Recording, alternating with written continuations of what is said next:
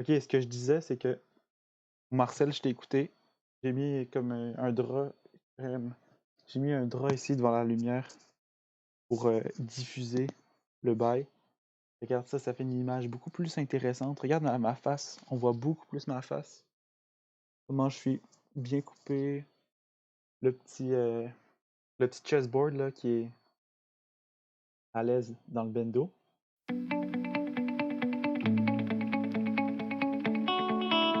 Pour ceux qui écoutent à la maison, on étudie Alexei Shirov, qui a déjà été top 2 mondial. C'est un gars qui attaque super, il est super agressif. Fait que c'est vraiment un style de jeu que j'aimerais répliquer. Ici, on va avoir une game du championnat junior du monde d'échecs. Il dit qu'il est rendu là dans sa carrière, ben pas dans sa carrière, mais dans le tournoi, il sait qu'il gagnera pas, il sait qu'il n'aura pas le titre. Fait qu'il dit, lui, il veut juste se concentrer à jouer des bons échecs, qu'il perde ou qu'il gagne, ça n'importe peu. Une game avec une position fermée. Fait que les positions fermées, c'est souvent genre plus difficile à calculer pour gagner, pour avoir un avantage. Fait que j'ai hâte de voir l'exemple qu'il va nous donner ici. For real, bro! For real, bro! On n'est pas des fous par ici, on n'est pas des fous! For real, bro! On a changé un peu notre thème. Fait qu'on on fête ça avec ma chemise un peu hawaïenne, un peu décolletée. Je vais être un peu un low-key Pokimane, là, so, je vais attirer les gens parce que j'ai une belle gueule, quoi. Donc, si t'es shy, t'es pas obligé de commenter dans le chat, mais je vais commencer l'analyse ici. Donc, faut que j'aille sur le truc. Donc ici, Alexei Shirov, est-ce que c'est lui qui a les blancs? On va voir ça tout de suite. Non, il y a les noirs, fait qu'on va switcher le board. Et son adversaire lui fait D4. Il répond Knight F6. On voit qu'il joue tout le temps ça. Même les grands maîtres font ça de nos jours. C4, le Queen's Gambit. Ou est-ce qu'on peut appeler ça un Queen's Gambit? Non, mais en tout cas. La structure, quoi. G6. Knight C3. Nope! Ça, c'est Knight F3. Aïe, aïe, aïe, aïe, aïe. Faut que je me rappelle des affaires. Knight C3, Bishop G7. On connaît. E4. Donc, il prend le centre. Regardez-moi ce centre. E4, D6. Très défensif côté noir. On rentre dans une King's Indian Defense. Shout out Nakamura. So D6, Knight F3 finalement. Castle. Bishop E2 se développe. Prépare à Castle. E5. On strike au centre. Ici, Castle. Knight C6. On se développe. Ici, ça peut être une façon de le jouer, mais ça ferme beaucoup, beaucoup la position. Donc, on va voir s'il joue. Il le joue. Donc, le joueur Lutz qui dit on va jouer une position fermée, mais à savoir que c'est pas obligé d'être le meilleur coup. En fait, oui, c'est le meilleur coup. J'ai rien dit. Je me trompe de truc. OK. Donc, il revient Knight E7. Knight E1. Wow. Il revient là. Il veut remaneuver son Knight, I guess. C'est sûrement encore de la théorie, pas vous mentir. E7. Donc là, il y a vraiment du gros maneuvering de Knight, là. C'est un peu bizarre, mais c'est intéressant. Donc, Knight D3. Il revient là. Regardez, les deux ont amené leur cheval à côté dans cette position. Ça me semble quand même spécial, mais je pense que c'est juste peut-être pour avoir un meilleur contrôle sur le centre. Je vais juste faire ça. Donc, peut-être que tout se joue sur E5 et D5. Ça serait logique. Comment les pièces sont placées, c'est logique. Oh! Eli Ford, what's up, Eli? Ouh, c'est le party, là. F5, il strike au centre. Alexei Shirov dit non, non, non, je ne te laisserai pas avoir l'initiative. Les gars sont là. Yo, comment tu vas, Loïc? Comment tu vas? T'arrives juste à temps pour le middle game. C'est une game assez fermée. On va voir comment est-ce que les joueurs en sortent. Donc, après F5, Bishop D2 se développe simplement. Peut-être pas très accurate, mais on va voir plus tard qu'est-ce que ça donne. Donc ici, Alexei Shirov qui dit ouais, je suis. Fait que B4, B4 joué par les blancs. Donc, il te dit, tu joues sur ce côté-là, et bien moi, je joue sur ce côté-là. OK, après B4, cavalier F6. Ouais, ici. On dit remaneuver the knight, juste pour peut-être attaquer ça un jour, parce que c'est des pions un peu faibles. Ils sont un peu en arrière. Il faut qu'ils jouent ça pour bien le bétonner, quoi. Pas cela, cela. Après F3. Ah ben c'est ça qu'il joue. Je l'avais call. Après ça, H5. Donc lui, il se dit, je vais me créer quelque chose devant le roi. C'est assez agressif, pas vous mentir. Mais je pense que c'est dans l'idée de... Vous voyez comment le joueur blanc a fermé cette aile-là. C'est totalement fermé. Il se dit, j'ai le temps de pousser mes pions, d'aller attaquer ce roi. Le coup de H8, ça l'enlevait des cases blanches, mais selon moi aussi, ça lui permet de mettre des tours ici en face du roi. Fait que ça peut être le fun de genre tasser son roi ici. Il a tassé quel move? À peu près au 10-11e coup. 5. Donc lui, il se dit, je t'empêche de jouer ça. C'est ça l'idée de H5, je pense. Tu ne peux pas faire ça parce que là, tu vas juste perdre un pion. Et donc là, le joueur lutte dit, j'en ai marre de la pression qu'il y a dans le centre. Donc il dit, E prend F5. Après ça, Knight prend F5. Et là, il active ce Knight-là. D'où on avait dit tantôt le coup G6 pour ajouter un soutien à ce cavalier-là. Donc il dit, c'est ça qu'il dit en gros dans son livre, il dit c'était vraiment un gros improvement de la position parce que si son Knight il reste là, il n'y a pas grand case qui peut aller là. Ça, c'est protégé par le pion ici. Fait que c'est vraiment un bon improvement. Toujours dans des positions fermées comme ça, chercher un endroit pour son chevalier pour bien trouver les endroits. Là, il y a beaucoup plus de cases de rebond ici. Il y a un peu plus de contrôle sur les fers centrales, pis ça, donc c'est cool. Faut la se rappeler. Donc après ça, cavalier F2. Donc lui aussi, il te dit je veux essayer de défendre plus mon roi. C6. Donc là, C6, c'est un coup un peu dubious parce que ça va créer un backward spawn, un pion arriéré. Il va être une faiblesse dans la position. Mais en même temps, il attaque D5. Fait que c'est comme double tranchant, on va dire. Mais il dit, selon Shirov, c'est un move important. Parce qu'il dit, après l'échange sur D5, donc D5 c'est ici, le queen side de blanc, ils vont être beaucoup plus une faiblesse qu'une force. Fait que c'est quand même vrai parce qu'ici, mettons qu'il pousse ça un moment donné, t'as 4 pions, là, vraiment qui ont pris beaucoup d'espace. Là, si tu t'échanges ici, ça devient 2 pions. Là. Puis toi, tu vas avoir un centre vraiment plus hot. Donc là, il prend du cavale. Il peut échanger une paire de cavaliers. Puis après, on a ça. Là, 19. Là, il prend possession. Et donc là, il va jouer ça. Euh, il prend possession de la diagonale. On met la dame ici. Il tasse son roi. Là, on prend. Ah, j'ai raté un. Delete move. Là, lui, il prend possession de la diagonale. Et là, ils échangent. Tac. Est-ce qu'il prend de la tour? Je peux pas me faire niquer 2 fois. Oui, il prend de la tour. Et là, regardez ça. Erreur parce que les noirs ont le contrôle de la open file. On continue. C'est ça qu'il dit Alex Shirov dans son livre. Il dit les blancs n'auraient jamais dû concéder cette colonne parce que c'est vraiment deadly. Ouais, cavalier H3. Ça semble bizarre comme coup, mais il le joue.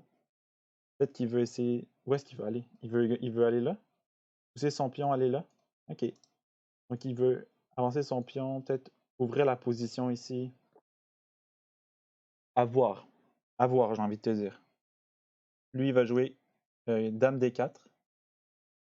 Il va centraliser sa dame. Donc ça, c'est hyper agressif. Avec autant de pièces sur le jeu, c'est rare que tu veux mettre ta dame au milieu comme ça, mais il se dit, ma dame est safe. Je veux juste avoir plus de contrôle sur les cases. Donc on est au coup 23. Bishop E4. Donc lui, je pense qu'il empêche la poussée de ce pion. Il vient bloquer ce pion ici. Je sais pas pourquoi, mais c'est juste ça la vie. Et là, roi G8.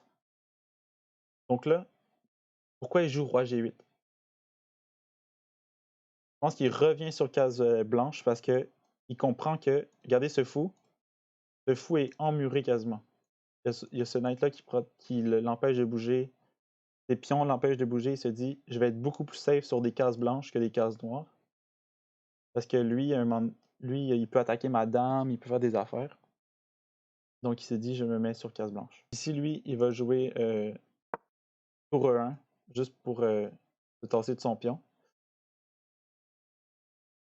Ici, cavalier E7, il recule. Et ici, cavalier G1. Donc là, un move qui est comme, mais pourquoi tu fais ça? Donc là, Alexei Shirov qui dit, jusqu'à ce move-là, Lutz avait bien joué. Mais là, il dit, je sens que je sens que je vais lui mettre une raclée. Et c'est d'ailleurs ce que l'ordi dit, quoi. Après et genre, le noir commence à avoir une position vraiment mieux. Donc on continue. Dame B2. Donc là, il attaque ce pion très clairement. Il dit, comme j'ai dit tantôt, on a fait cet échange-là de pions ici. Non, c'était pas ça. Cet échange-là ici parce que ça allait devenir des faiblesses, puis j'attaque ces faiblesses-là. C'est quand même malade.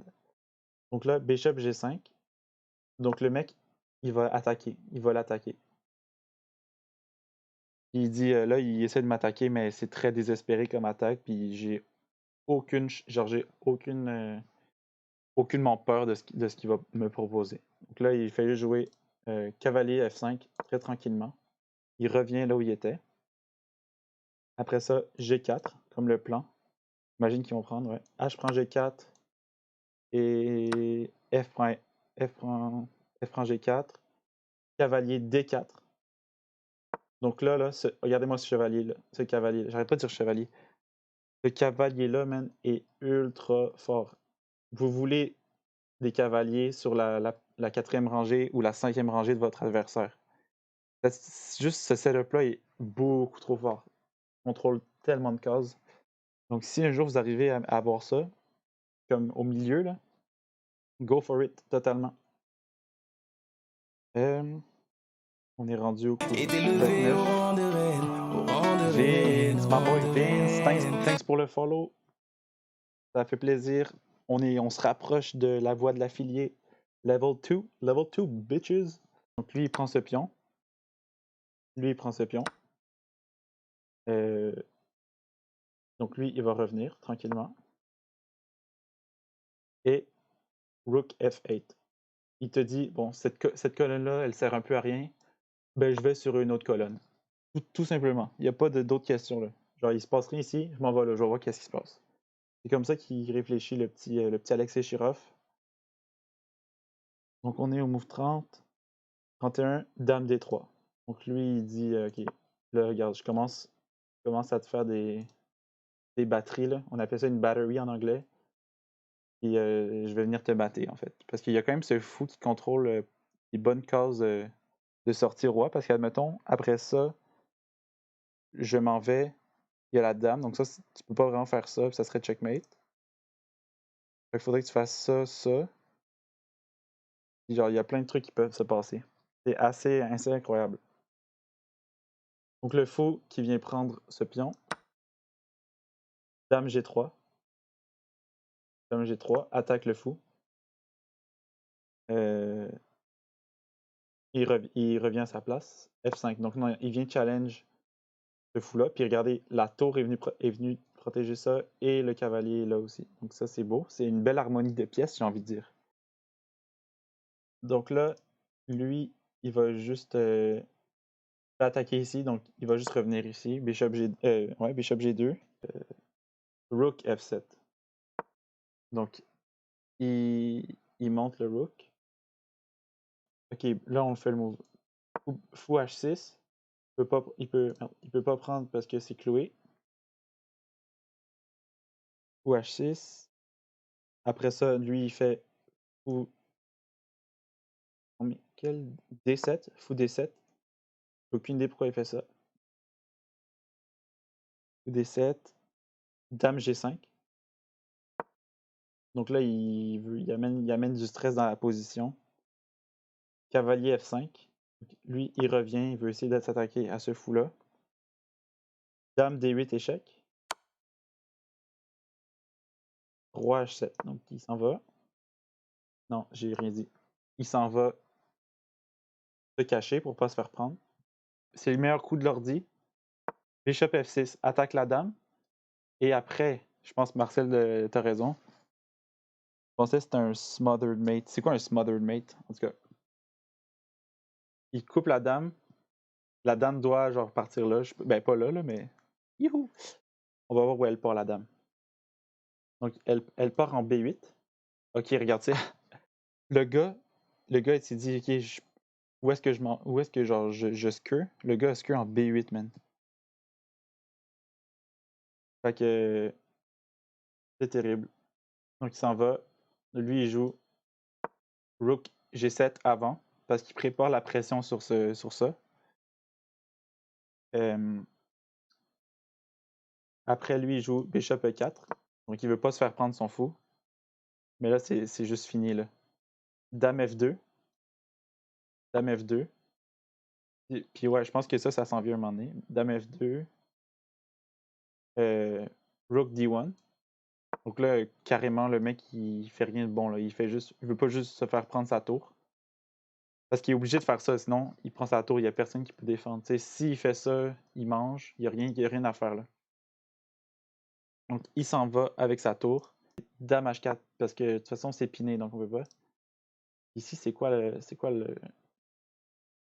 Ok, on attaque le fou. On attaque le fou. Et à ce qui paraît, les blancs resignent ici. On va voir pourquoi. Parce que, mettons, il vient défendre. Ah! Ok, admettons, il veut pas se faire prendre son fou. Il peut pas jouer tour ici. Ok, mettons qu'il l'enlève, son fou. Et c'est mat en 6. Et parce qu'il s'aligne pour ça. Mettons qu'il protège comme ça. Ah, dame, j'ai un mat. Ok, mais le gars resign avant. Donc, GG Alexei Shirov. Il gagne une partie assez intéressante. On peut la regarder. Le moment critique dans la game, ça a été. On va regarder un petit peu.